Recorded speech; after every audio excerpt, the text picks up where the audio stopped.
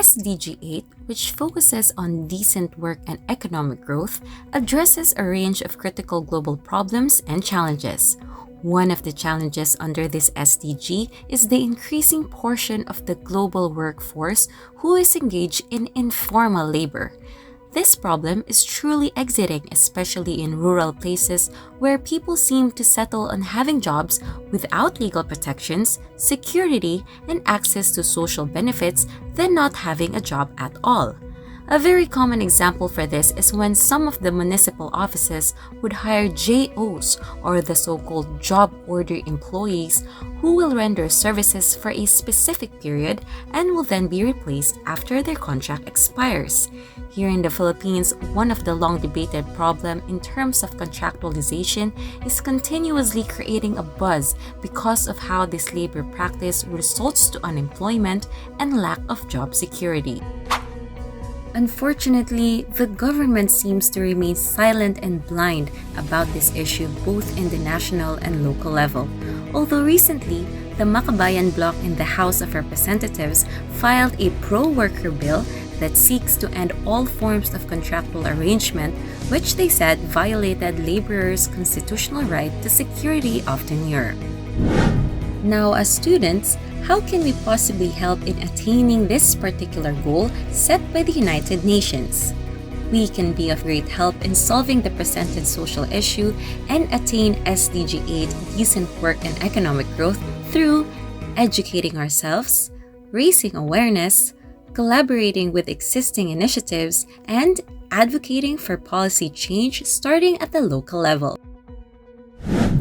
The issue regarding the inequalities in availing educational assistance in our country is one of the manifestations of the problem targeted by this SDG.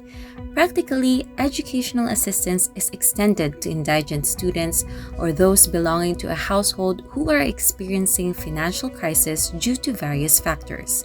However, these students were not given priority. The majority of the students who were listed and catered were those who had backers or connections in the barangay. Sometimes, the local office may also choose not to educate the community on the details of the educational support if there are only limited slots available in order to guarantee a spot for their family members or other close relatives who are also students. Now, wonder what the government did about it. The government implemented that instead of the barangay providing lists to the municipality, the student or aspiring recipient will personally apply in the municipal or TSWD, bringing the necessary requirements such as certificate of indigency, load slips, and valid ID. In addition, comprehensive interview is to be conducted. This is to minimize the inequalities that are happening within the barangay level.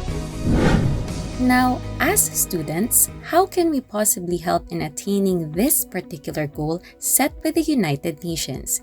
We can be of great help in solving the presented social issue and attain SDG 10, reduced inequalities, through using our voices to speak out for others, promote transparency and accountability, and set as a good example.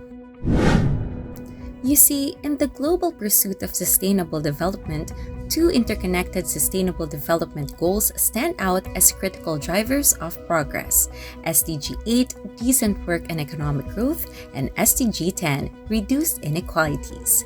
Through our joint effort, we aim to create a world where economic opportunities are accessible to all, where work is dignified and fair, and where disparities in income and wealth are significantly reduced.